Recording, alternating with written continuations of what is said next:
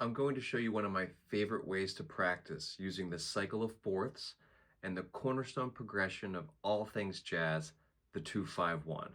You may be saying, I've heard of the circle of fifths, but what is the cycle of fourths? Well, I've got news for you. Time is a flat circle, and we're using it for fun. The image of the circle of fifths is a static representation of all the different keys and colors available in Western music. Going clockwise around it takes you through it in fifths, but going counterclockwise around it takes you through the cycle of fourths, which I find way more musical. Why? Well, you can create tonicizations by taking any major starting point, making it dominant, and then converging upon the next root or key in a counterclockwise fashion. I'll show you. Here's C major. Let's make that C dominant 7, tonicizing F. Make that F7, tonicizing B flat. Make that B flat 7, tonicizing E flat. E flat 7, tonicizing A flat. You're getting the gist here.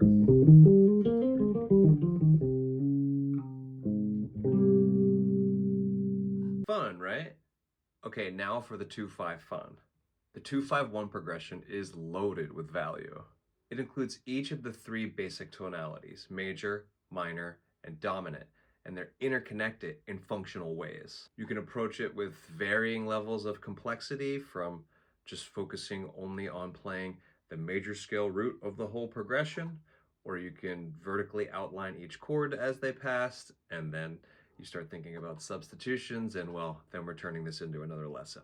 Pause. Moving it through all 12 keys is a reliable practice routine for working on new vocabulary, or simply having an obstacle course that you can turn to keep your chops and concepts up. I created a backing track for you guys to be able to practice over. The way it works is you'll play the first 2-5-1, which is D minor, G7, C.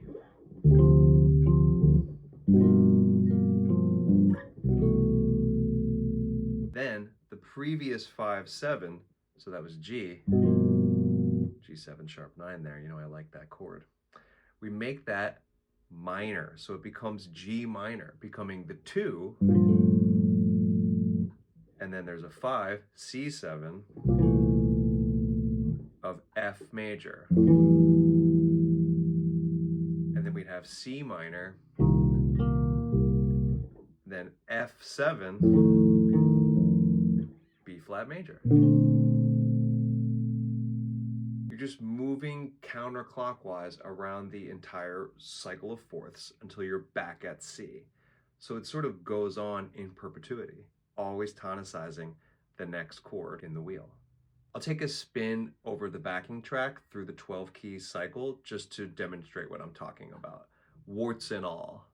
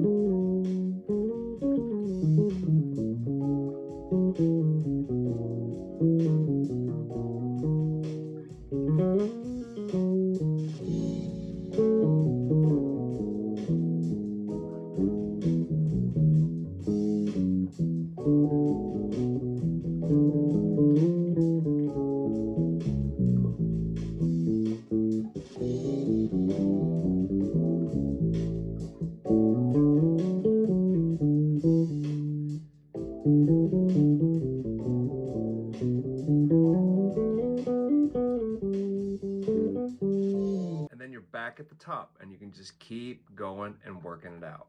All right, I hope that you find this 2-5-1 fun valuable. Working through all 12 keys is one of the best methods that I use for cementing new concepts. Happy practicing!